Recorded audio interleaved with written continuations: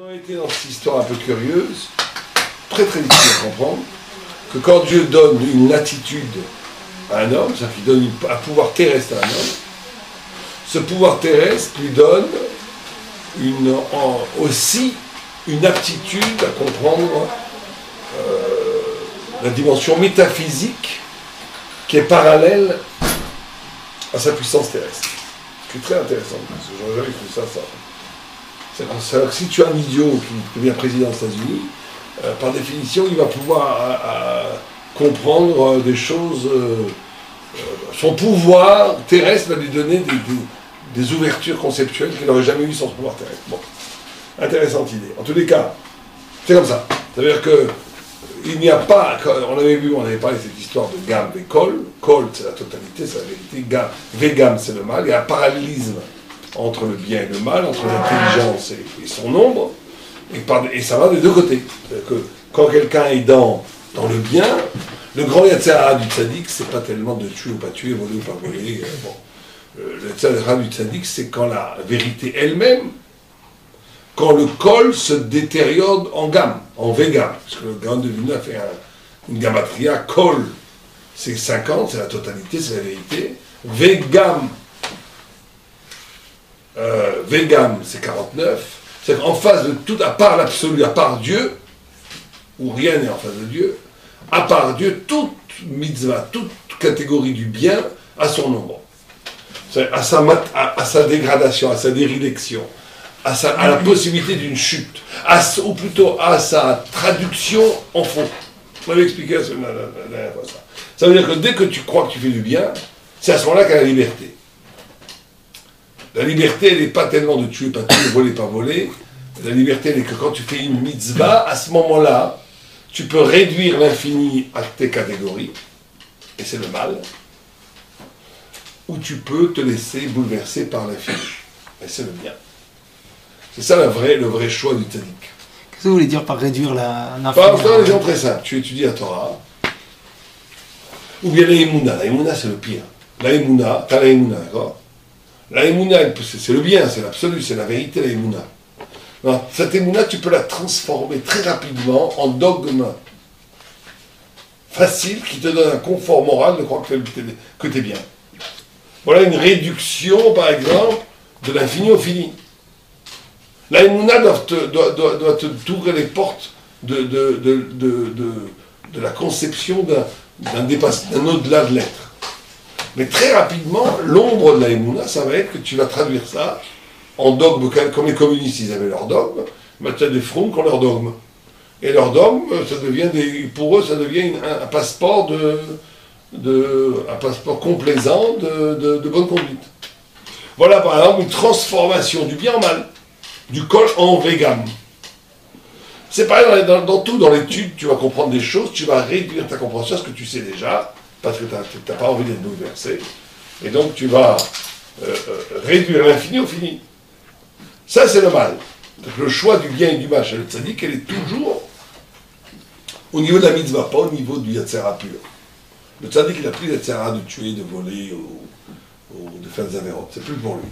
Par contre, dans la Torah elle-même, alors là, dans la Torah elle-même, dans le bien lui-même, il peut y avoir l'ombre du bien qui elle-même se présente comme le bien, mais ce n'est que son ombre et ce n'est que le mal.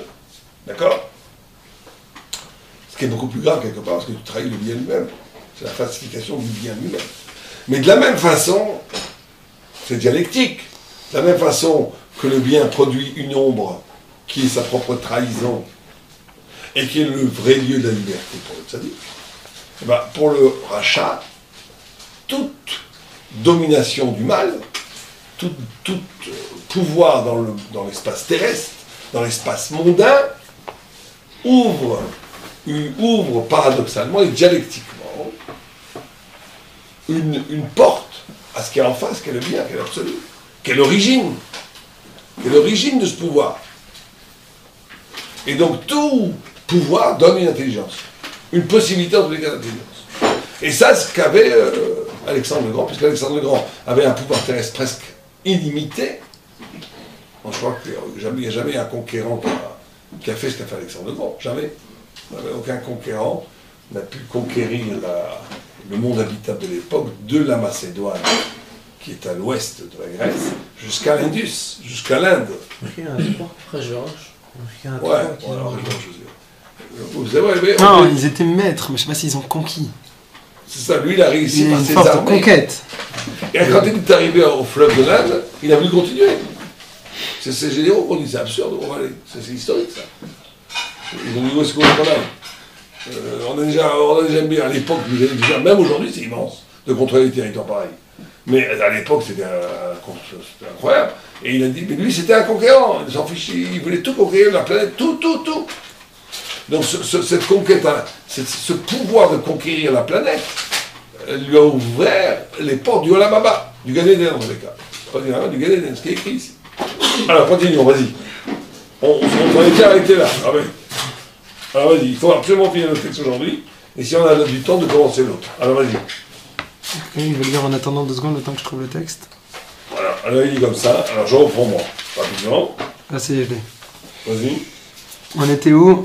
Reprends avec Ken Mashama, qui a Rochetz Panav Bemaïm.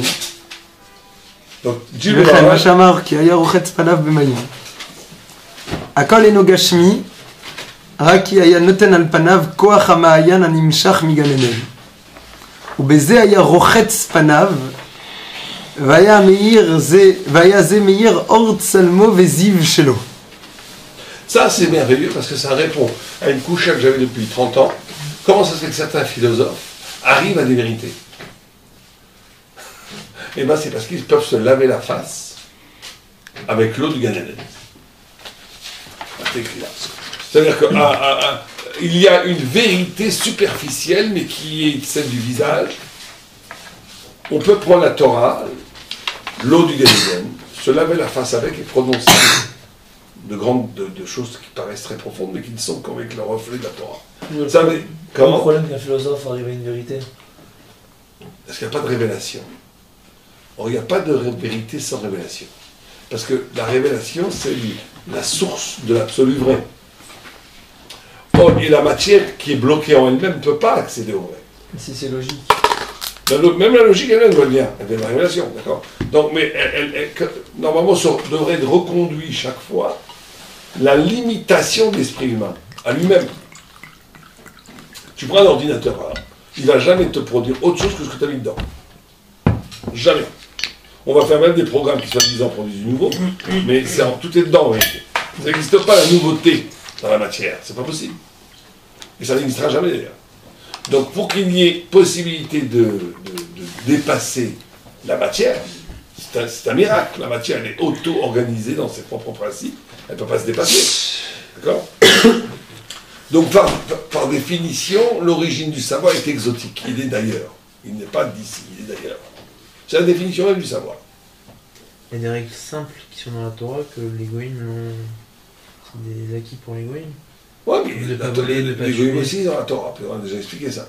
La Torah, ils ont une sorte de Torah qui s'appelle Sheva Mitzvot Bnei qui est aussi une révélation. C'est ça qui les rend humains. Ah, ils ont une petite révélation qui les. Il n'y a pas d'esprit sans révélation. Il n'y a pas d'esprit sans révélation. Donc, mais maintenant, si on arrive des fois à des vérités profondes, c'est parce qu'effectivement, il y a une possibilité pour les Goïms de prendre de l'eau et de se laver le visage. Ça veut dire qu'il y a une possibilité d'illuminer le visage parlant par l'eau du Gan Eden qui peut être le texte oraïque, comme le fait ici. D'accord? Donc il dit, c'est pas physique cette eau, dit le Baral. C'est la possibilité, regardez comme l'image est forte, de se mettre au visage qui est le lieu de l'intelligence, le lieu de l'expression, le lieu de l'éclairage, c'est l'éclairage, de mettre une eau qui fait un rapport avec l'infini, un rapport avec la vérité, mais qui reste extérieur à l'intimité. Le peuple d'Israël reçoit la tabac au cœur même de son être. Mais le goy peut illuminer une face avec la Torah. Et peut-être qu'elle va être même plus parlante, plus lumineuse que celui qui a la Torah à l'intérieur, qui ne pourra pas l'exprimer. C'est seulement à partir du texte de la Torah ou même sans? Non, tout ce qui est transcendant. Tout ce qui est l'eau du Gan Eden. L'eau du Gan Eden, ça veut dire la dimension d'un savoir qui vient de la transcendance. Ça peut être la Torah, c'est la Torah résume tout, mais ça peut être aussi d'autres choses, du moment que c'est transcendant. Donc c'est l'eau du Gan Eden. D'accord, c'est clair? D'accord. Et puis continue. Vayazo meir or salmo beziv shaloke. Ine, kol advorim haele. הנה, כל הדברים האלה אינם גשמים רק מושכלים. Donc il revient sur cette interprétation. Toutes les histoires qui sont racontées ici ne sont pas des histoires factuelles, mais sont des concepts. כאשר בעל גן עדן היה רוצה לקנוס לגמרי, ואז היו אומרים לו כי אין לקנוס על השער הזה רק צדיקים שהם נכנסים בשער הזה בכוח עליון שלהם. כמו שאמרו חכמים, כל העונה אמן פותחים לו שער גן עדן. וכמו שהתבהר מעניין רבא ברבוע שנכנס לגן עדן בכוח בלתי גשמי. אבל אלכסנדר הזמוגדון אין לו מדרגה זאת לקנוס על גן עדן. Donc là, on arrive effectivement à la différence. À une différence, c'est-à-dire à l'impossibilité à l'homme philosophe grec de grande pensée et de grand pouvoir, qui a à partir... Parce qu'il ne peut pas rentrer dans le Gan Eden, c'est presque cruel, on lui donne de l'eau du Gan Eden, qui lui donne l'appétit de l'infini, mais on ne le laisse pas rentrer dans l'infini. Pourquoi? Parce que pour qu'il puisse rentrer, il faut qu'il ait le Koach Elyon. Et donc là, la différence, elle se situe à quel niveau? Elle se situe à un niveau très profond, qui est-ce que le Goy a un esprit, l'esprit procède de la révélation. Le Goy a un esprit qui procède de la révélation, et qui par définition a une aspiration vers sa source, donc vers l'infini. Donc qu'est-ce qui lui manque? Qu'est-ce qui lui manque pour entrer dans le Gan Eden? D'être l'origine même de ça. Des chaleurs. Ce qu'il appelle le Koach Elyon, c'est quoi? C'est l'Aïmouna, parce qu'il dit Kol haone amen. Ouais, très bien. Ouais, mais c'est quoi Amen? C'est quoi Amen? C'est quoi le Mouna? Accepter qu'il y a quelque chose qui ne dépasse. C'est adhérer. Ça veut dire que tu ne peux pas rentrer dans le lieu de l'absolu si toi-même tu n'es pas absolu. Et donc ta conscience ne suffit pas, il faut que tu aies la capacité de pouvoir le traduire dans le concret. Non, c'est plus que ça. Ah ouais, c'est très important. C'est toute la différence entre la Torah et la philosophie, elle est là. C'est que la philosophie est une quête, une perspective, une recherche. Mais qu'est-ce que veut dire quête, perspective, recherche? C'est-à-dire que j'existe en tant qu'individu, comme un intellect pur, neutre. La vérité est à l'extérieur de moi. Je suis dans Orphée, le mythe d'Orphée. Je vais chercher, voler la lumière là-haut, chez les dieux, voilà, ça va quoi. Ça veut dire quoi? C'est cette idée que je suis effectivement concerné par la vérité, le philosophe est concerné par la vérité. L'eau du Gan Eden peut illuminer mon visage, je peux être aspiré par l'infini, je peux m'y intéresser, je peux même y consacrer toute ma vie, comme Socrate et comme d'autres philosophes. Mais c'est une recherche, comme je recherche de l'or ou des diamants. Ça, c'est une recherche de quelque chose qui est extérieur à mon essence absolue. C'est-à-dire que cet Elion que je cherche ne correspond pas à un Koach intérieur. Il est une pure vérité extérieure. D'accord? Donc je peux effectivement arriver à mettre de cette eau sur la face et d'éclairer un discours. Mais quand je veux rentrer au cœur même de cette vérité, c'est-à-dire l'habiter, être absolument dans cette vérité, là ça devient impossible. Pourquoi? Parce qu'on te dit... Parce qu'il faut...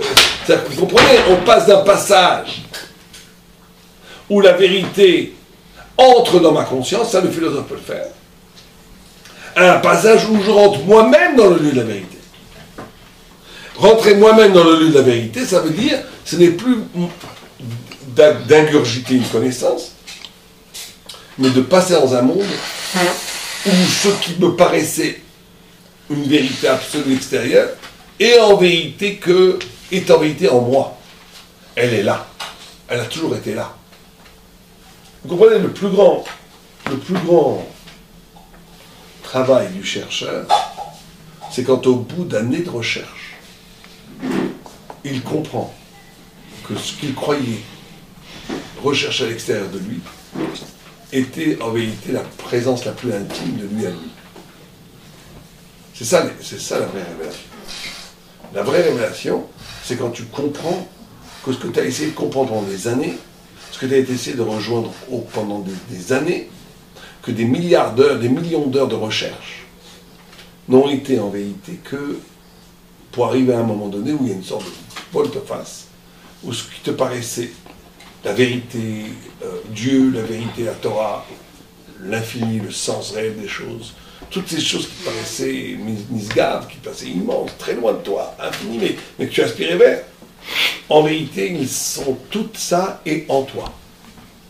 Et ça, c'est ce qu'on appelle le Koar Elyon. C'est-à-dire que l'identité absolue du peuple juif, c'est le secret d'Israël, Kadosh Baruch Hu Torah Chadi. C'est une seule chose, soi-disant, que Biachol. Alors que pour le goy, ça reste une extérieur. Il ne peut pas rentrer. On lui ferme la porte. C'est pas juste qu'on lui ferme la porte, c'est qu'il ne peut pas être là-bas. C'est le sens de la mer rouge, Khatchamso. C'est l'infini qui soupe. Am Israël rentre dans l'infini. Il peut vivre dans cet infini et en sortir. Alors que quand les Égyptiens rentrent, ça se referme sur eux, ils meurent tous. Pas parce qu'il y a une punition. Parce qu'il ne peut pas habiter cet espace miraculeux. Cet espace miraculeux, pour eux, c'est la mort. C'est la noyade. Donc, continue.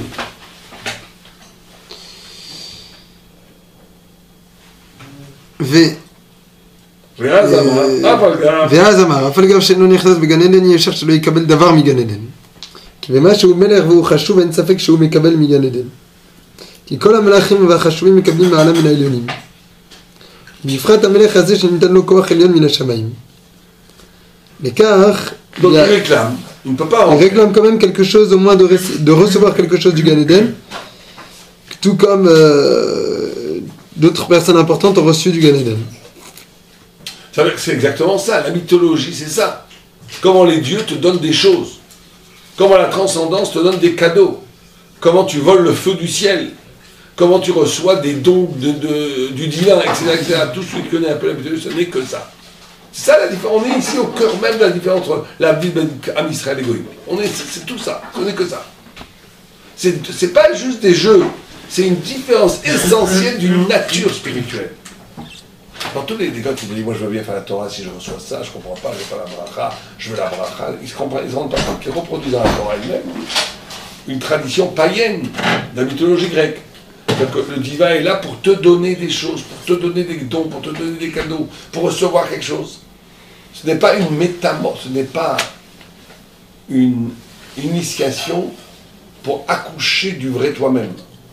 C'est que toi, tu restes retranché dans ton quant à soi, et tu veux recevoir du spirituel, du pouvoir. Toutes les autres religions sont dans ça. C'est-à-dire quand tu regardes les Lévi-Strauss qui étudient les mécanismes spirituels dans la société primitive, on a l'impression de lire du commerce.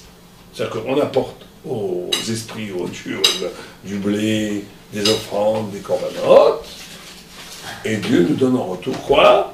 La pluie, la protection. C'est du commerce, c'est transactuel. Pourtant, il y a des brachos dans la Torah. Bon, j'attendais à votre question. Encore plus que ça. Dans Choix Israël, on dit ça.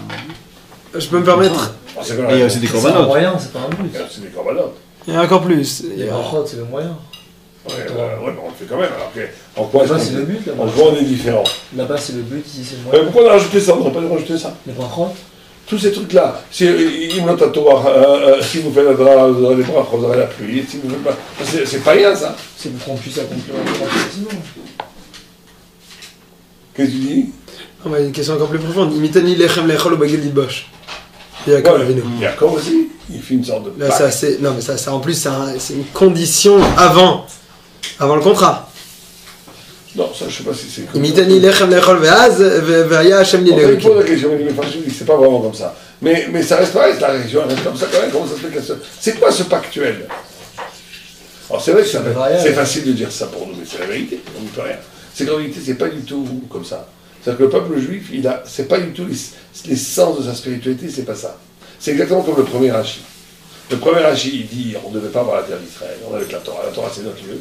Mais Dieu te donne la terre parce qu'il veut que tu habites.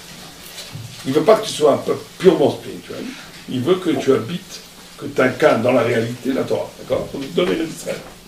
Et vous remarquerez que dans le premier Rashi, c'est l'inverse, encore une fois, c'est l'inverse de toutes les autres épopées nationales. Chez les autres populations, quand la nation vit toujours de la terre, elle vient de la terre, elle vient de l'espace. Simplement, une fois qu'elles habitent un espace dont leur identité est fondamentalement liée à cet espace, elles vont générer une spiritualité. Chez le peuple d'Israël, vous aurez remarqué, c'est le contraire. Faire très attention que la genèse du peuple d'Israël ne se passe pas en Eretz Israël, mais qu'elle se passe ailleurs, et qu'après, on ne reçoit pas la Torah en Eretz Israël, etc. Donc on est avant tout, au point où Rachid pose la question, la Torah aurait dû commencer à Rosh Chodesh. Quel rapport on s'en fiche ou du Olamazé? Dieu dit non, c'est vrai que vous êtes un peuple de prêtres, dont vos racines sont au ciel, vous êtes un peuple qui n'a rien à voir avec Olamazé, mais non, justement, on veut que vous ayez à voir. Donc ça veut dire qu'on a aussi, nous, une patrie qui s'appelle Israël, mais ça n'a aucun impact la patrie d'Égoïm, parce que la patrie d'Égoïm, elle est sacrée au sens qu'elle est première, et elle va générer après de la spiritualité. Chez nous, c'est exactement le contraire, la spiritualité est là, et on te donne quand même une patrie pour incarner cette spiritualité dans le réel, d'accord? Alors c'est quoi cette histoire des brachot et tout? Ce n'est pas du tout un cycle spirituel. C'est qu'on ne veut pas, encore une fois, Dieu ne veut pas que tu aies un rapport avec lui purement transcendant. Il veut qu'il y ait ce qu'on appelle la brite. Ça veut dire que tes affects spirituels ou ton déficience spirituelle soient vérifiables dans l'existence. Et c'est un très grand cadeau. Ça veut dire que si tu fais des avérotes, tu vas avoir pas de pluie. Si tu fais des mitzvot, tu auras de la pluie. Pourquoi? Pas du tout, parce que c'est une récompense. On dit que quand le monde entier ne peut pas donner la récompense d'une seule mitzvah. Ne peut pas donner la punition. Tous les malheurs du monde, même la Shoah, ne peut pas donner les malheurs, la punition d'une seule avéra.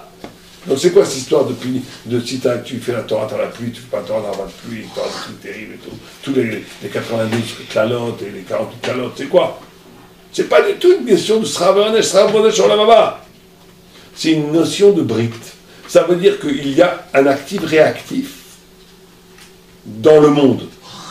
Ce qui est un très grand cadeau pour Am Israël. Parce que le peuple juif n'aurait pas été capable d'être à la hauteur d'une fidélité à Dieu s'il n'y avait pas eu ce principe de brite. Et vous remarquerez que c'est exactement le contraire chez Esav. Chez Esav, il n'y a pas de brite. Ça veut dire que s'il fait des avérotes toute la journée, il aura de la pluie. Il peut faire ce qu'il veut, il y aura toujours la force économique de l'Occident ne dépend pas de son niveau moral du tout. D'accord? Et par contre, l'essence de sa spiritualité est contractuelle. Chez le peuple juif, c'est le contraire. L'essence de sa spiritualité n'est absolument pas contractuelle. C'est pas donnant, c'est pas du tout. L'essence de sa spiritualité, elle est l'être là, de reconnaître dans la vérité sa propre essence. Et de reconnaître dans sa propre essence l'ouverture vers l'infini. Simplement, on a parallèlement ajouté à cela la notion de brite. Ça veut dire qu'il y a une efficience dans ta conduite sur le monde. Et le monde va réagir par rapport à ta conduite. Chez les goïs, il n'y a pas d'efficience, il n'y a pas de brite. Qu'ils agissent comme ça, le monde ne réagit pas. Le monde matériel a sa propre logique, il ne réagit pas au niveau moral et spirituel des goïs. Et Sodome? Ça, c'est une zéra. C'est un extrême. Peut-être un extrême, oui. Quelque chose d'extrême, peut-être Dieu intervient.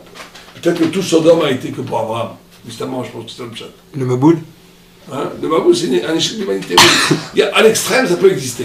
Mais une fois qu'on a les bras des sables et Dieu, c'est plus comme ça. Il aura toujours de la pluie. C'est ce que dit Rachid. D'accord, continuons. Et les corbanotes? Alors, les corbanotes, c'est pas un donnant-donnant. C'est pas tu donnes pour avoir. Chaque corban, c'est khatat.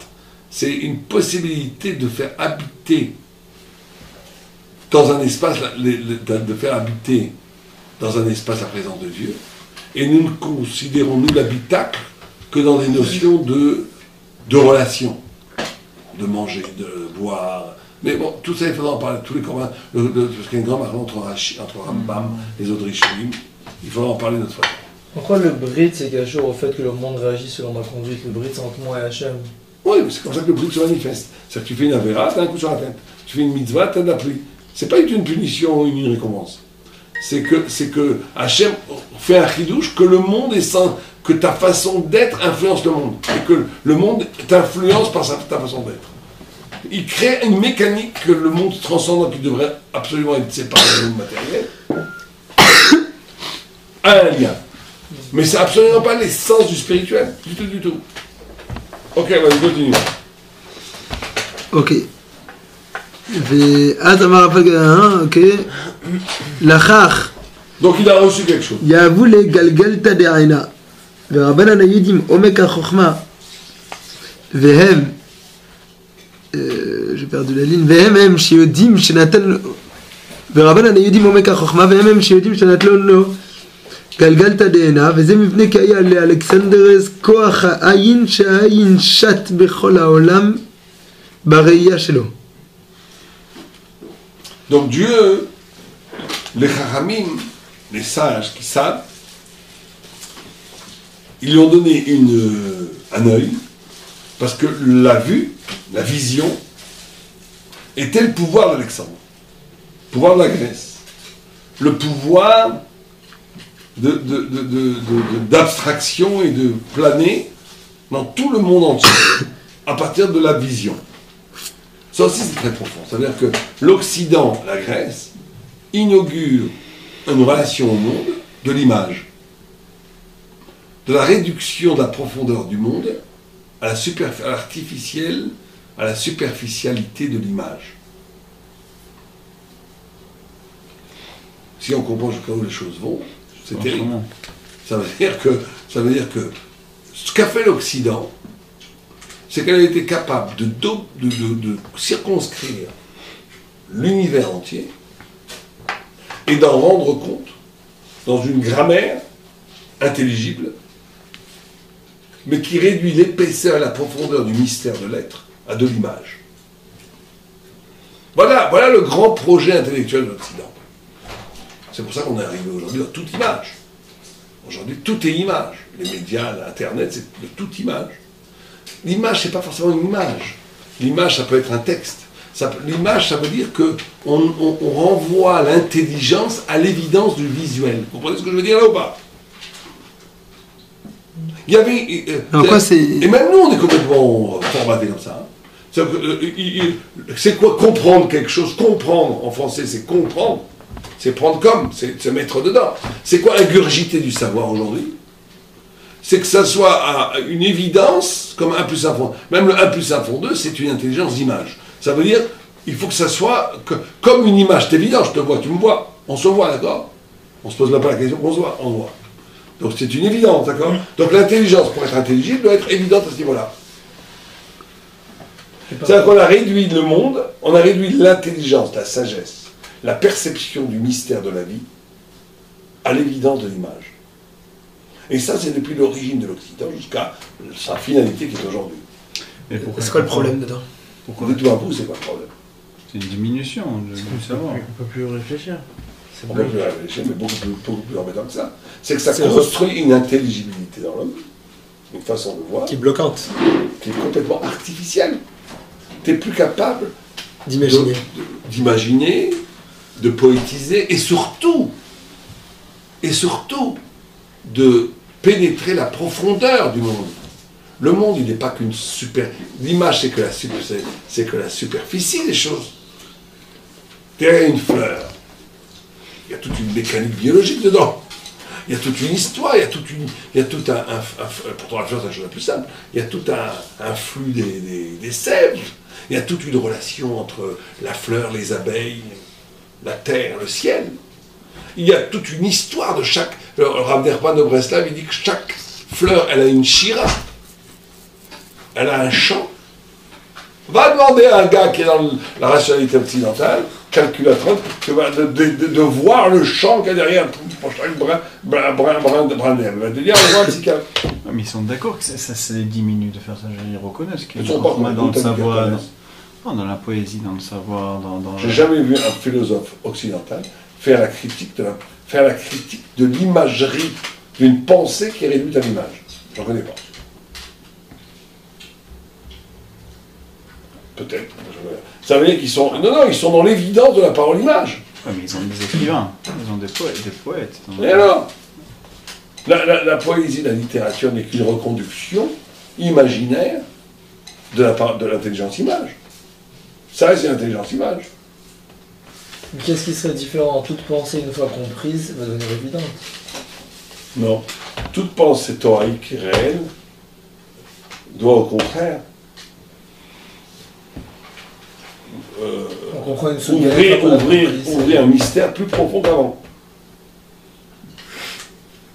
Un commentaire, c'est commentaire. Non, commentaire, ça veut dire comment quelque chose doit dois être très tu dans ce que tu exposes. Bon, c'est sûr qu'il y a toujours dans l'égoïsme, ils ont volé aussi aux juifs, beaucoup, je vais dire ça. Tu regardes, par exemple, le traitement qu'a eu Lévinas, c'était affreux. Et ce n'est qu'un exemple parmi mille autres. Les juifs disent des choses. Cette vidéo, elle va être écoutée un jour. Dans 100 ans, tu auras un goy qui va écrire un truc comme ça. C'est toujours comme ça. Lévinas, tous les chrétiens, ils ont piqué le pied Lévinas, ils font des textes sur l'altérité de l'autre, le visage et tout, qui sont, soi-disant, de chrétiens, alors que c'est juif. Le pic de la Mirandole, vous avez entendu le pic de la Mirandole? C'était un grand penseur de la Renaissance, très très brillant. Il n'a fait que plier la Kabbalah, il a complètement... c'est ce qu'on appelle la séminalité, semer. C'est-à-dire que le judaïsme, il sème partout, les gens, après ils oublient que c'est judaïsme. Donc bien sûr qu'il y aura chez les goïms aussi de ce genre de peut-être d'analyse, mais il sera toujours une origine juive. Parce que l'essence de la pensée occidentale, c'est la pensée de l'image. C'est Aïe. La pensée grecque, c'est une pensée d'image. Il faut bien comprendre ça. C'est pour ça que l'esthétique et la philosophie est très liée. Bon, ça nous mènerait très loin, on n'a pas trop le temps de prendre ça. Un peu d'Azara aussi, non? Ah, voilà, ça, toute la notion d'image est fondamentale. L'autre tatouage, ça veut dire qu'il y a ici une notion, mais ça veut dire que nous, on doit... L'esthétique et la philosophie. Oui, l'esthétique et la Grèce. L'esthétique est propre à la philosophie. Il n'y a pas de discours esthétique qui ne tend pas au beau. Ça veut dire une parole-image, une parole qui t'ensorcelle. Une parole qui fait que le but même de la parole, c'est plutôt de provoquer l'adhésion. Tout le sophisme, c'était que ça. Mais même quand Socrate qui a combattu le sophisme, il n'a pas combattu l'idée de persuasion, l'idée de la beauté. Et Platon encore plus. Il a juste combattu qu'il ne faut pas que ça soit juste une persuasion pour la persuasion. Donc il faut des idées, il faut du concept, il faut le savoir. Mais il n'a jamais critiqué la textualité, l'essence de la pensée-image.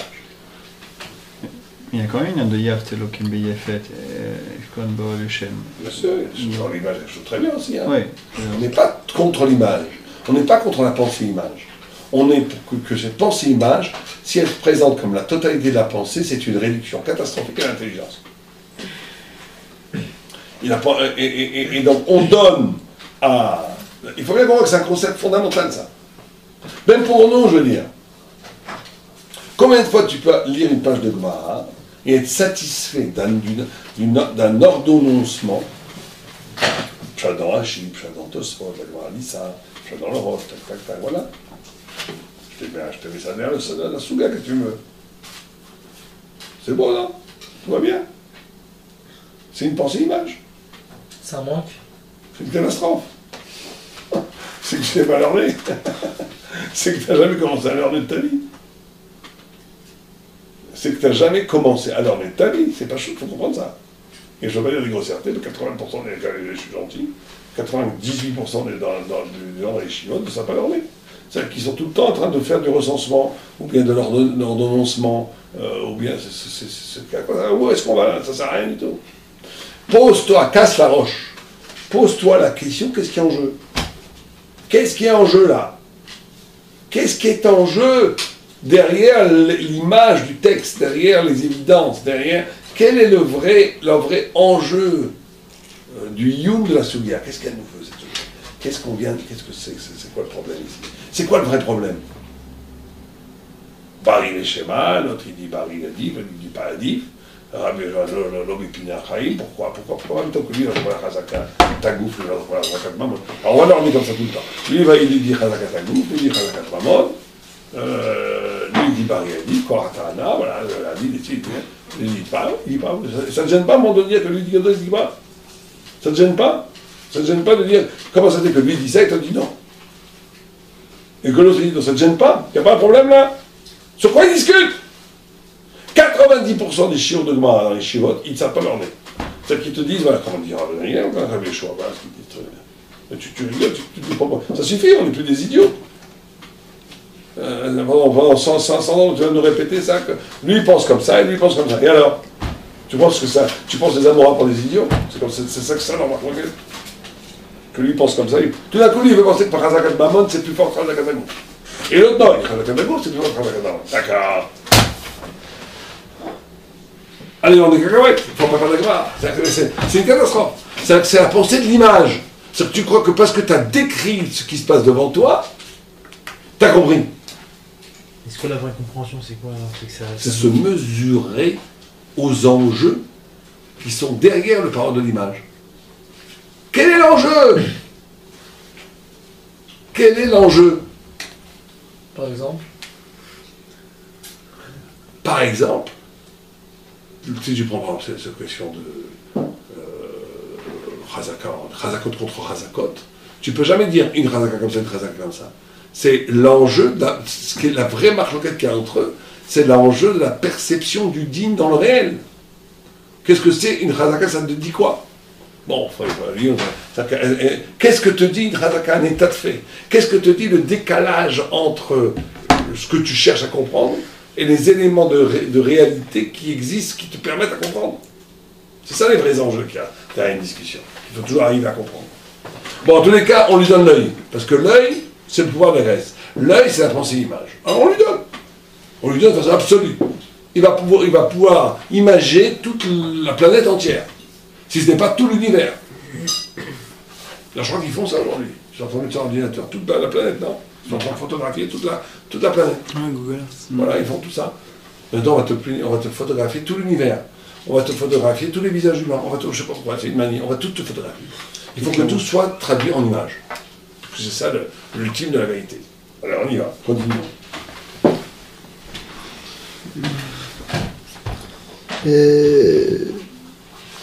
Il faut le finir. On va pas dormir tant qu'on l'a pas fini, je préviens. Alors, vas-y. Non, on est pour, hein. ועל כוח העין נאמר, העין שולט בדבר זה. והפרש יש בין חוש השמע ובין חוש הריאות. כי על השמע נאמר קבלה שכך תרגום כל שמיעה, שנאמר בכתוב קבלה. והקבלה אינו לשון פועל באחר. אבל העין לא נאמר בו לשון קבלה, רק פועל, מפני שהוא שולט בראייה במה שהוא רואה. Attends, où est-ce que tu es? Excuse-moi. והפרש יש בין חוש השמע. Ok, on a donné le... ועל זה כוח העין נאמר, והעין שולט בדבר זה. וההפרש יש בין חוש השמיעה, il y a une différence entre le sens de l'écoute, ou בין חוש הרעות, et entre le sens de la vision, de la vue. כי על השמע נאמר קבלה. d'accord?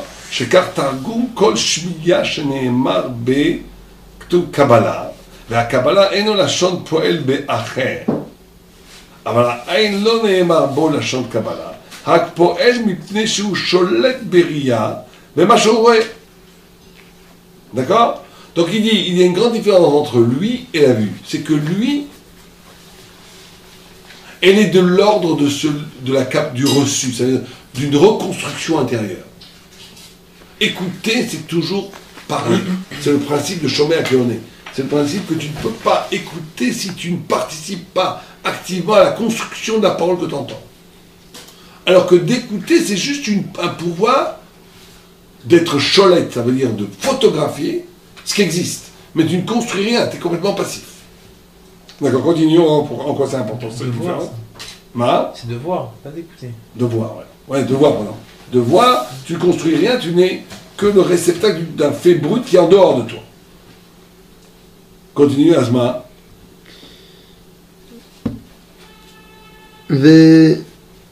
ומפני כי היה אלכסנדר מוקדון. ומפני כי היה לאלכסנדר מוקדון. דבר זה שהיה שולט בכל העולם אף בראייה. ודבר זה כוח עליון יותר, ולפיכך נתן לו מגן עדן גלגלתא דעינה. לפי שאי אפשר לו שלא יהיה מקבל מגן עדן כוחו גם כן. לפי מדרגת חשיבותו. אשר אין ספק כי חשוב כמוהו מקבל מן העליונים כוחו. ובפרט, quoi, ça voudrait dire qu'il y en a des moins chachouv qui ne reçoivent pas des... Ouais, il a quelqu'un de chachouv comme lui, c'est sûr qu'il a reçu de très élion. Son intrigue, son pouvoir extraordinaire sur la planète prouve qu'il y a des ordres du divin qui lui ont donné ce pouvoir. D'accord. ובפרט שכך היה טיבו של אלכסנדר מוקדון, כעין שלו שבע כמו שהתבהר. וראוי שיבוא לו גלגלתא דעינה כי משם כוח העין ולפיכך יאהבו לגלגלתא דעינה שזה ראוי לו לפי עניין אלכסנדר מהר. Ok, ça, il nous redit qu'il ne pouvait pas avoir ce pouvoir de domination totale que si ça venait de très haut, d'accord. Mais qu'Amar. כאמר שלא היה מכריע העין במשקל כל כסף וזהב שבעולם ומעט עפר היה מכריע אותו ודבר זה כי העין אי אפשר שימלא לעולם אף אם יש לו כל כסף וזהב בעולם העין הוא חסר. Donc il te dit, l'histoire nous disait quoi? C'est qu'on a mis l'œil sur une balance, on a mis tout l'argent du monde sur l'autre côté de la balance, et l'œil était toujours plus lourd, c'est-à-dire que c'était pas suffisant. Et dès qu'on a mis un peu de terre sur cet œil, boum, c'est fini. Alors il te dit pourquoi? וזהו, je m'excuse, Ouais. וזהו לגודל כוח העין והוא כוח אלכסנדר שהיה מלך גדול ולא היה שבע ממלכותו שהיה שד בכל העולם ומעט עפר שוקל אותו וזה כי העפר הוא הפך העין כי העין כוחו מנגלה ואילו העפר הוא מכסה הכל כי נכתיב וכיסהו בעפר וכל זה ידוע לחכמים. אלכסנדר שהיה כוחו העין ביותר היה קל להיות כוחו מכוסה מן העפר מה שהאדם הוא מוכן למיטה להיות חוזר אל העפר כדכתיב כי העפר אתה ולעפר תשוב ולכך לפי גודל כוח העין שלו היה מוכן ביותר להיות מכוסה בעפר.